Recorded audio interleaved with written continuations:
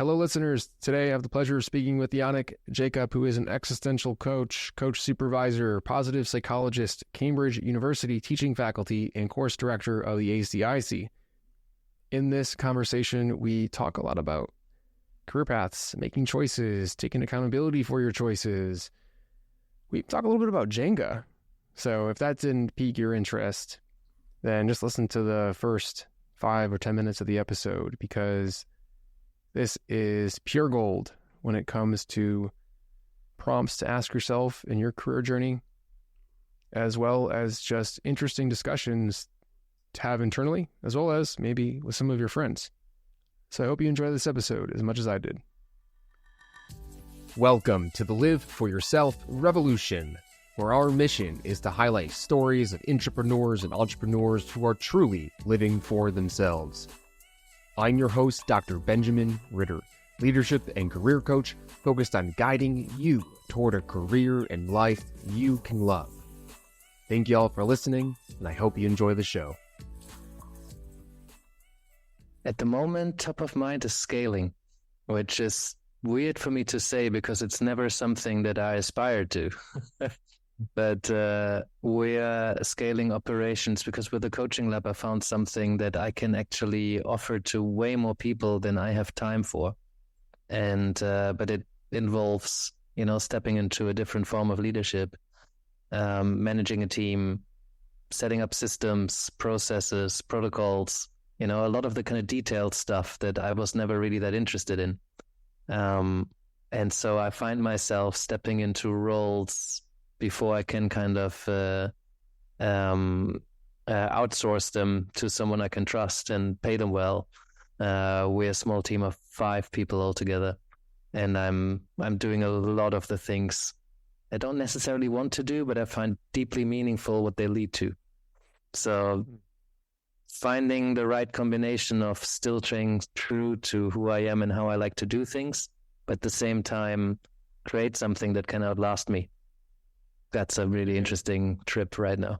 Okay, because it sounds like you're moving from coach to operator to CEO, and it's like almost like this like change in your in what you're now responsible for or need to focus on based on your goals and what you're trying to build. Can you just tell me more about this transition? Yeah, absolutely. So for the longest time, I just did whatever I felt like doing. And in some ways, I was somewhat privileged to be able to do that because my parents were quite supportive of me just doing something that I like doing, and they could afford to pay my rent until I finished studying, which is amazing. I didn't have to work 2 or 3 jobs like, quite a lot of my friends. So I started off with that. But also I never really cared much about money. When I had money, I spent money. And when I didn't have money, I just didn't spend money. And so adaptability was one of my top strengths. So I adapt quite easily.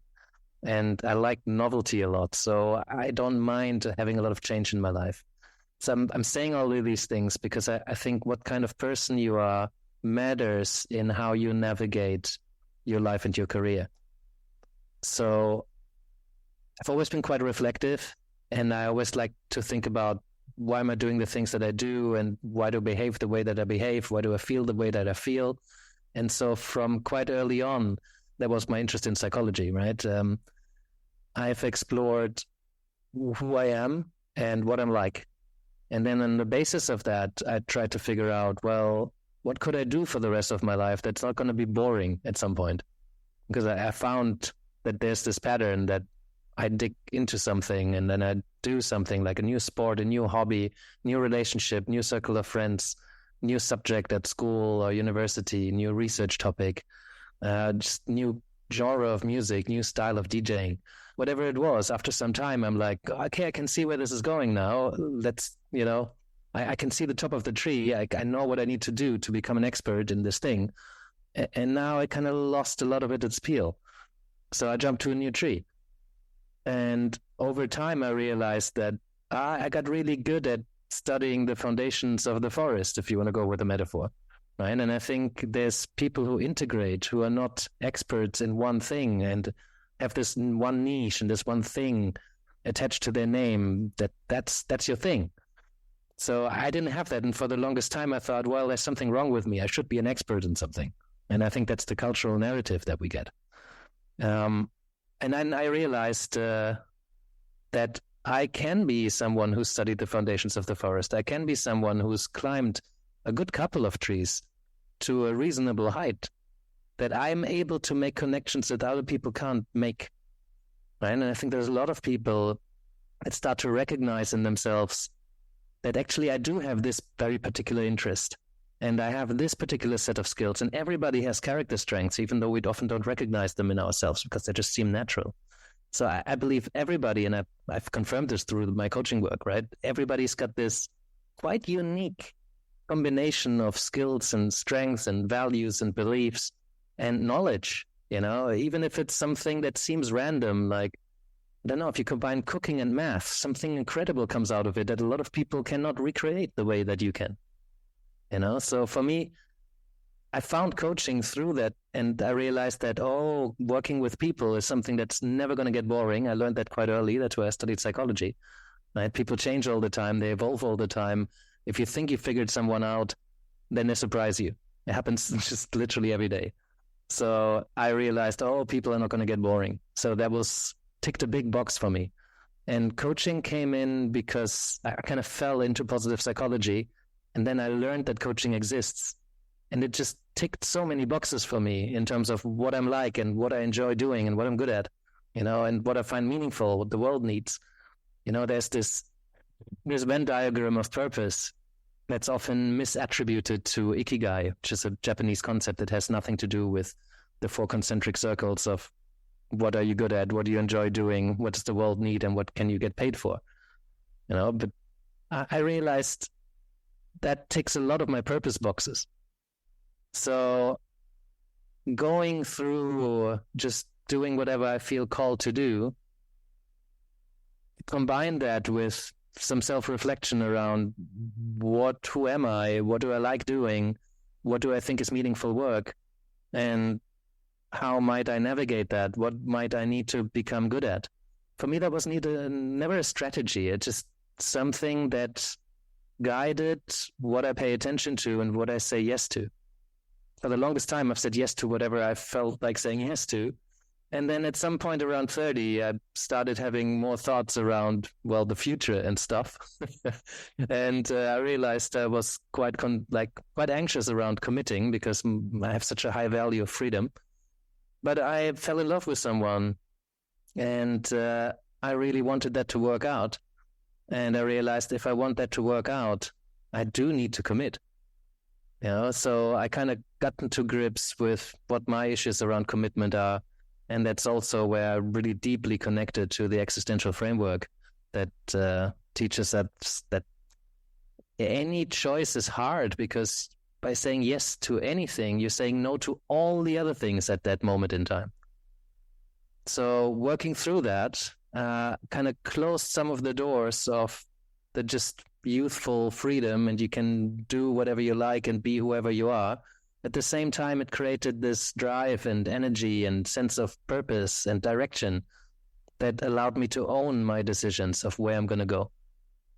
And so from that time onwards, I made a lot more intentional decisions that kind of go somewhere, and that somewhere I chose. And that opened up this sense of purpose and meaning, but also it opened up a sea of anxiety, because now that you choose where you want to go, it means you can also not get there. And it's a protective mechanism, I think, for people not to choose and commit to a direction. And especially, when you decide on a certain career path, if you choose not to make such a choice, you keep all the options open, but, things aren't really moving. Or you choose to just kind of keep going with the flow, and then maybe find yourself 10 years later in a job that you may be a bit resentful about not having made the choice to get out. So that is true for both for me. I still live with a not knowing what could have been if I decided to become a DJ. For money, professionally, who knows? Who knows if I had met different people or went to different network events or festivals, or, there's so many decisions that we can make or not make that throws our life in a completely different direction. And I think the fact that we cannot know if things would have been better or worse if I had made different decisions in the past, we all have to carry that. So I'm saying all of that because people, you said people are listening to this, they're often contemplating big life decisions, and transitioning. We always find ourselves in transitions, but every transition means we have to choose and then bear the anxiety, and that comes with the not knowing whether that was a good choice or not. So I fared quite well with having made the choices that I've made. Not that my life is perfect. I have my own struggles. I have my own challenges. Everybody's human, right? But I think it's such a gift when we make conscious choices, knowing fair well that we will never find out whether that was a good choice or not. And just ride that wave. And if we wait for the next wave, maybe it would have been better, but maybe it would have been much worse, or maybe the best wave is already gone. You just don't know. So for me, it really helped philosophically to keep that in mind so that I just commit to something. I don't need to know whether that's the best life I could have possibly lived, and I don't care because the choice is already made. So just make the most out of whatever you've got going on and then try to make good decisions going forward. And I think the best decisions you can make are the ones that you kind of take appropriate amount of time with and make them consciously and intentionally. And if you have something in the future to guide you, wonderful. And if there's nothing in the future that you want to work towards, you can choose to just go with the flow and just let life happen to you. As long as you're, prepared to end up somewhere that you haven't consciously steered towards.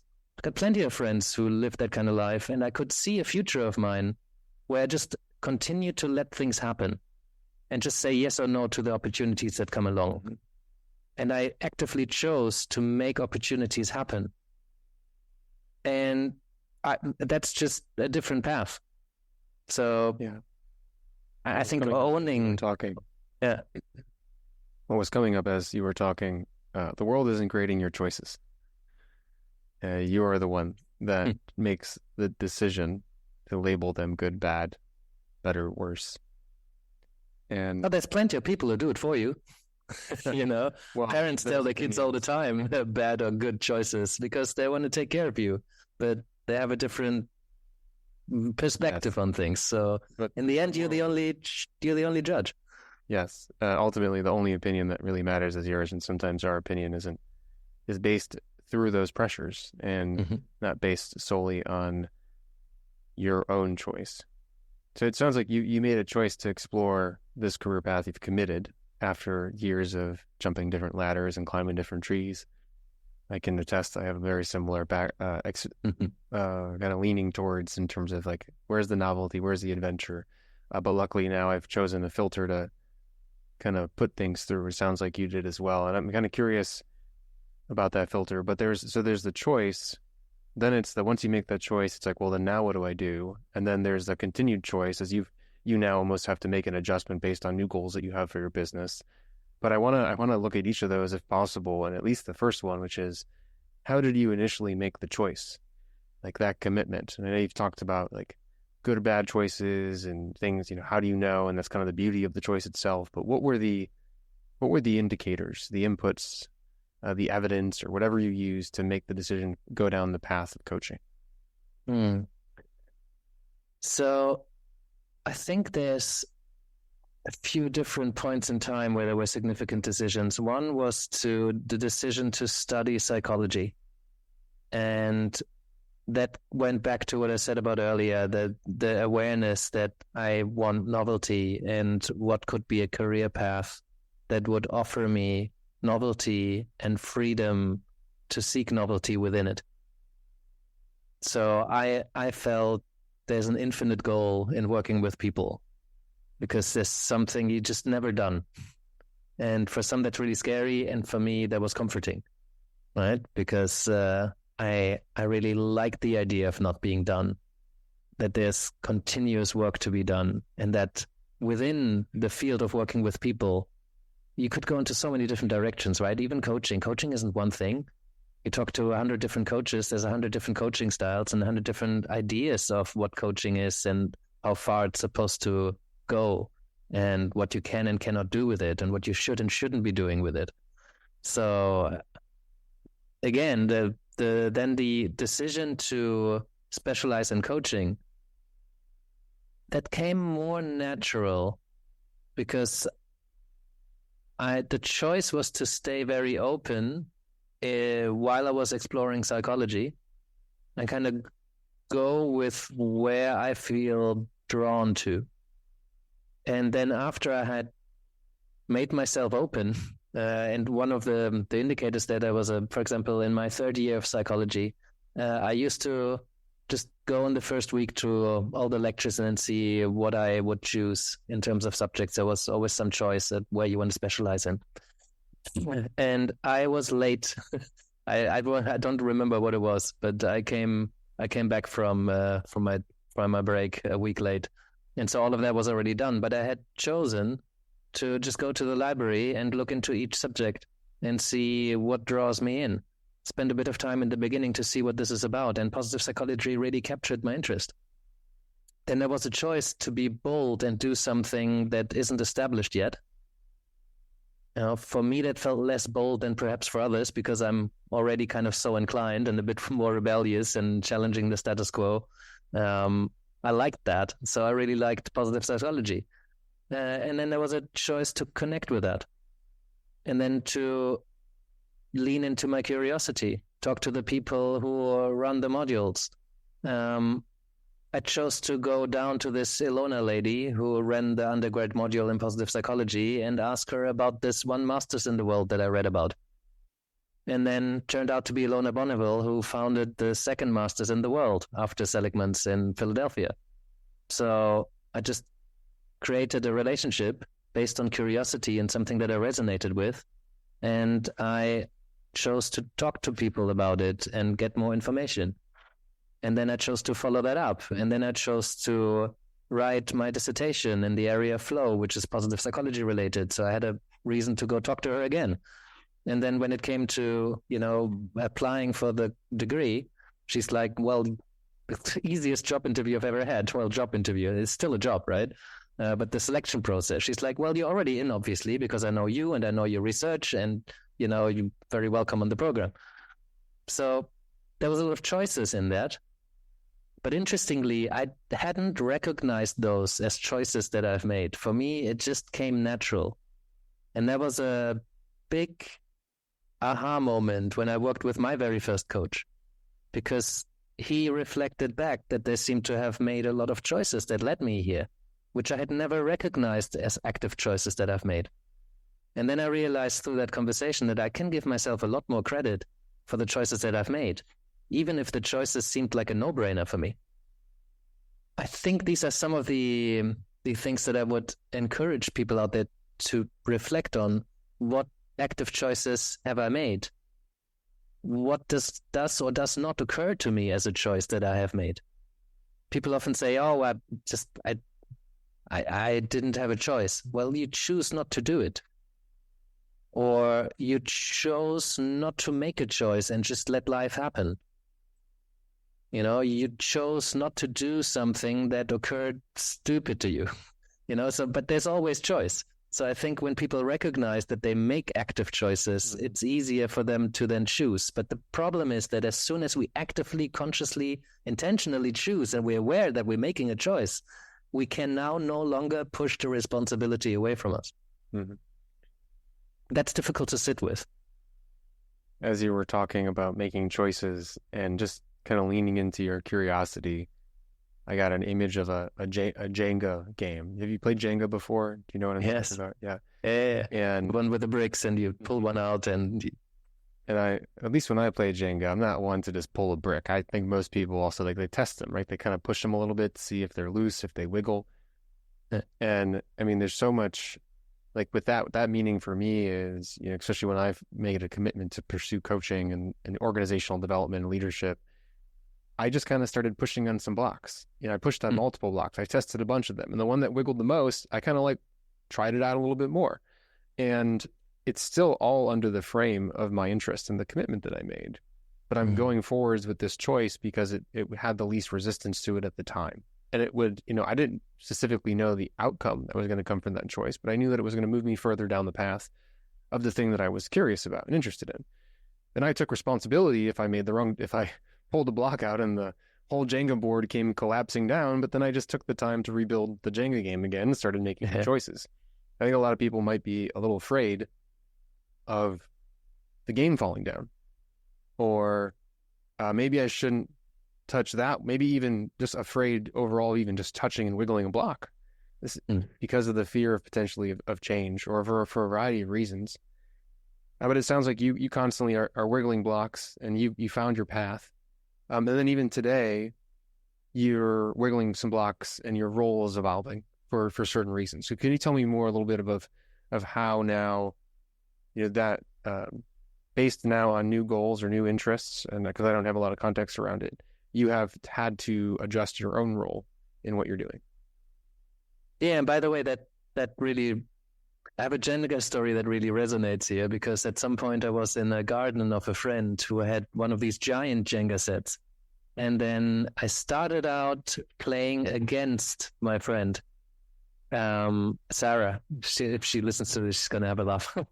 Because we started out playing against each other, because as you do in Jenga, like the one where it falls loses, right? And then you win if you're the last one standing. But in the process of doing that, it got higher and higher. And at some point, we just switched and we stopped playing against each other, and we played against the tower, or against gravity, if you will. Right? So, and then we started working together on what could be the next move. But one had to execute, but still it was beautiful transformation from playing against each other to playing with each other. And I saw that happening in my life and my career, that it seemed like the first 30 years, I was much more focused on myself. Just get as much knowledge as possible, as much learning as possible, as much enjoyment, as much meaning was for me, right? I wanted to do something that's not going to get boring for me. And then at some point, I noticed a shift that it's no longer about me, and it's a lot more about who I'm doing this for, and who I'm serving, and who I'm helping, and how I'm contributing to something that's larger than me. How can I find my place in the world? How, through recognizing and acknowledging that I'm just a part of a much greater whole. I'm part of this huge ecosystem, and we're all quite connected, right? If we want to or not, if we feel it or not, we are very connected, So I realized, and that opened up a whole new layer of meaning and purpose for my work. That's allowed me to look outside a lot more. And I think I wouldn't have taken on the investment and the challenges and the transition and the change and all of the headaches that come with, creating a business, founding a business, trying to scale a business, paying other people to be part of this. It's trying to move something forward that can survive you, that can offer something to other coaches that in turn affect the lives of so many other people and communities and groups of people. That as a driver is quite a profound motivation. And if you really connect with that, and I made some choices to allow that kind of transition to happen and recognize it. But it's a scary thing if it's not all about yourself anymore, but you're actually working towards something that creates a positive impact in the world, and that you take personal sacrifices to do that. That really added something. So, and that's inspired my having created a coaching business that is based on one-to-one work, to working more with groups, to teaching and training a lot more. Just more and more, there was a push towards give something back, right? Because I've been given so much in my life, and I really tuned into this desire to offer something back. Otherwise, I'm a big picture creative thinker. I don't have so much interest in running and organizing and managing a company and creating all these systems that are needed if you get more than a handful of people working together. It's not something that I necessarily enjoy, but tapping into what it creates gives me the strength and the resources to kind of work through some of the things that I don't like doing until I can find someone who can fit neatly into that and has that as a strength, so I can delegate more. So that's been a really interesting transition for me, not something I think I mentioned at the beginning that I had seen coming or planned for. And if I had planned for it, who knows what would have happened? I was always kind of envious of people who have it all figured out, and the next 10, 15, 20 years are already planned, and it seems to be a good plan, and they know exactly what they need to do every morning when they wake up, and that always scared me a bit, but I've always been secretly envious of people who have their strategy lined up for the next 20 years. But if I'm honest to myself, I wouldn't want to live like that. There's a part that really loves the certainty that comes with it, and there's a much bigger part that would be absolutely freaked out by having that much certainty in my life. I also don't know many of those plans that have worked out. Like, plans are really great for being committed to the next step. The plans aren't very great for actually predicting what the long-term outcome is going to be. Yeah. That's what I like about psychedelic journeys, right? Because they aren't really, you don't set goals, you set intentions, and then you kind of anchor it somewhere, and then something happens, and somehow the brain makes connections to what you had intended to think about. But it does not work in a linear way. You just kind of have to let go and surrender to the experience. And in some ways, that has showed up in my life. I've set an intention. I kind of knew as soon as I realized coaching and positive psychology, I knew they were going to be a thing. The people always have something to think about and something to figure out, and transitions and change to go through and conflicts to deal with, decisions to make and anxiety to bear. So I knew that was going to give my life direction. I had no clue where it's going to lead me. I could have not dreamed I teach at Cambridge University at some point. These things that just happen when you follow passionately and intentionally your interest. But often I don't think they happen when you make very rigid plans and strategies of getting somewhere. You can make those plans, as long as they remain an intention rather than a clearly laid out smart strategy. SMART as in the acronym, by the way. Yes, yeah. I mean, this happened to me recently where I overloaded my schedule with work that I did not assign meaning to. And that is just an equation for detachment, disengagement. And the two things that really can get anyone in any way, like I was actually just talking to a mentee about this earlier today. If you could have done something different, what would you have done early on in your career? And I said, well, I wouldn't have discounted the importance of my current environment and my work. And I would have made the most of it and showed up with pride and and instead of rejecting my current place, I would have accepted it and utilized it to my advantage, as well as attach meaning to it and explore it and understand how I'm making an impact through it. Because at any point in time, you can cause a spark to reignite that fire that's within you, to help you become curious, to help you be committed, to help you find what that next step is.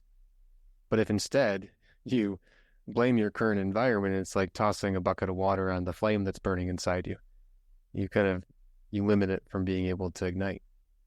And so I love how you've been talking about just the idea of checking in on the impact, what's something bigger than you, stepping into it with an intention, but not actually a specific structured long-term plan. Because I think those are ingredients to magic, honestly. Yeah. Yeah, and I think it's this purpose setting, or instead of goal setting, right? And instead of striving for very specific outcomes that are measurable, if you set principles or purpose based on your values, based on your beliefs, and you learn to distinguish which ones are my beliefs and values and which ones are beliefs and values that have been instilled in me from the outside, that have been repeated so often that I believe they're mine. I think that's often the work that I do in the coaching room, is to learn to separate what's being instilled in me and what is really mine. And something can come from the outside, but I believe in it and I agree with it and I can own it. But if you set purpose and direction through your meaning structures, I think that can really guide a lot of decisions that you make, even though you don't even know yet what those decisions will be, but whenever I meet people and they're clear on their principles and their values and their purpose, and purpose can also change, right? You might have a purpose for the next 6 years working on something, and then something happens and it changes. There's so much talk about find your why, and then you have this one sentence that defines the rest of your life. I think often it doesn't work like that. But if you're open to creating something like that is meaningful to you, maybe meaningful to the world, then you have something very strong that can guide your decision making. And then there's just a lot of shit in the way that we need to deal with. And, sometimes we need to have that Jenga tower collapse and build a new one, or set it back up and go a different way, or try to recreate what we've done there and then make a different decision. That's just life, right? So I think we just need to cultivate a growth mindset and learn from the things that go wrong rather than expect that things always need to go right. That last point, I think, is so crucial. People tend to forget that the thing we do as a job, or what we dedicate our time to, or even the things that we do personally, our hobbies, the relationships that we have, anything can happen that's out of our control that interrupts all of those things, or causes us to have to reapply our attention to some other aspect of our life at the time. Yeah. And that's okay. Yeah. It's okay. Coming back to the only judge is you. The only real judge is you. This happened during COVID. The world paused, and a lot of things changed, and a lot of relationships changed, and we survived. Right? We decided to continue on. I think it's a great example to just say, like, there are things that are going to happen to disrupt you and disrupt your life and disrupt your work. And it's like, there's no race that you're running. At least that's my personal belief. And you can choose to pause and get a drink of water, or if you pull your leg and you have to go rehab, you can always go back on the track if you want to. Yeah. The race is an interesting one, right? Yeah. Because existentialists have a particular relationship, or particularly interested in people's relationship with time. Because time always plays a role, right? To some more, to some less. But ask yourself, you're listening to this, ask yourself, how do you feel towards things endings? I mean, existentialists have this reputation of being obsessed with talking about death. But really what we're talking about is endings and temporality. One of the facts of living, existentially, philosophically, one of the things we can know is that things end all the time.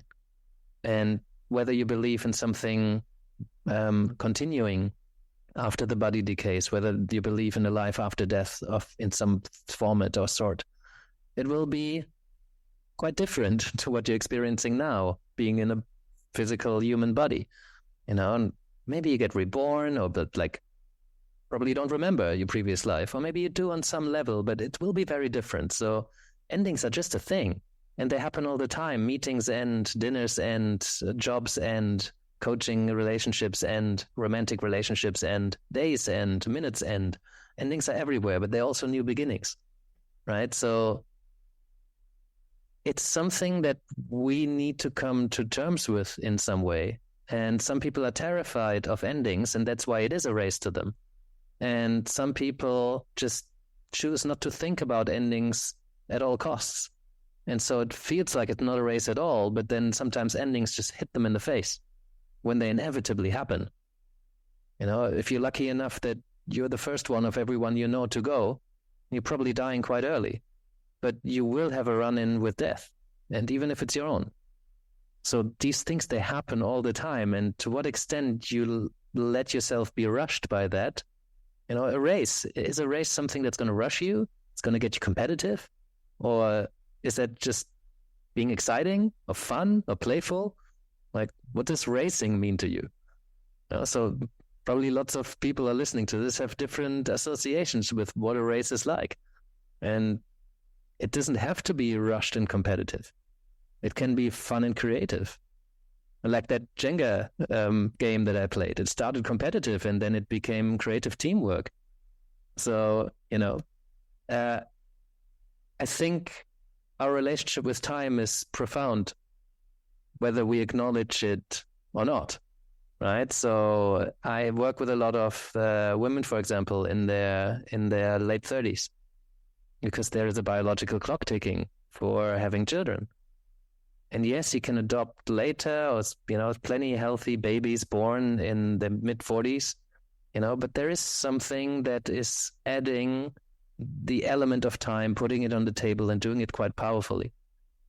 So I think when it comes to making decisions about where your life or your career is going, there's this notion of, what if I make the wrong choice and then I wasted all these years? I could have become good at this other thing that I need.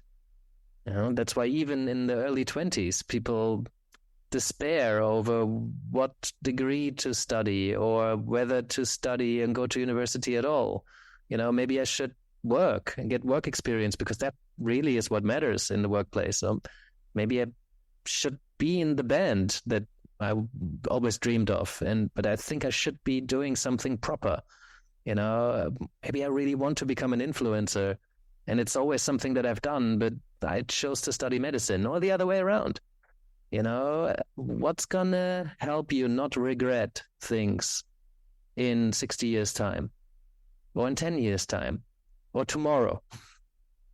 So again, there's this encouragement to just make choices. And when we come to terms with time being a thing and us never knowing what the right decisions are, I think it's much more bearable to just choose something passionately and kind of freeing yourself from having to know whether that was the right or the wrong decision. All right, now our audience members think that listening to this was time well spent, and they might even want to invest more time into listening to this again. But if they want to invest even more time in learning more about you, into following your work, into hearing such wisdom, how do they learn more about you and connect with you? Thank you, Benjamin. So easiest way would be my website, existential.coach. I have a website that is for other coaches, which is rocketsupervision.com, because, that business that we're scaling is helping other coaches be the best coaches they can be. I love my existential work. I run a YouTube channel, Yannick Jacob, so you'll find me there. And just, Google me. There's not a lot of Yannick Jacobs, and I think I'm probably the most visible one. So you'll find plenty of things. All those links will be in the show notes. And other than just wanting to play Jenga right now in a non-competitive way, or maybe a competitive and then a collaborative way to get to the highest tower, I just think there are some incredible questions and prompts in here for our listeners. So please go back and actually maybe explore what your race is right now and your level of attachment to it. Explore what you want to get curious about. And then how about yourself? Do you have a prompt for our listeners to maybe take a look at for themselves before we sign off? First thing that comes to mind is just this encouragement to live life on your terms. There's no right way to live life, even though a lot of people will tell you what's a wise way or right way, but everybody makes choices how you want to spend your time, and nobody can really tell you that that's not time well spent other than you. So while we need to appreciate that we are part of nested systems and we're always in relationship with others, ultimately you need to decide how you want to spend your time. So just make that choice and own it, and then nobody can really tell you differently. I mean, they can, but you can choose to not give a fuck. Mm-hmm. I love that. Just from an ideology perspective, like if you decide to sit down and watch TV, you made the choice to sit down and watch TV. Be okay with it. You decide to go take a nap. Be okay with the fact that you took a nap. You want to go work hard late at night? It's not work to accept that choice. Explore how you're using your time, and then accept it. Thank you so much, Yannick, for your time, and I look forward to all our future conversations. Well, thank you for your curiosity and presence. I loved being listened to by you. That's a great quality. So appreciate you putting this sort of conversations out there. I think it's really helpful. Thank you. You've been part of the Live For Yourself revolution. If you've enjoyed today's episode, make sure to share with a friend and spread the good word. Till next time, keep on living for yourself.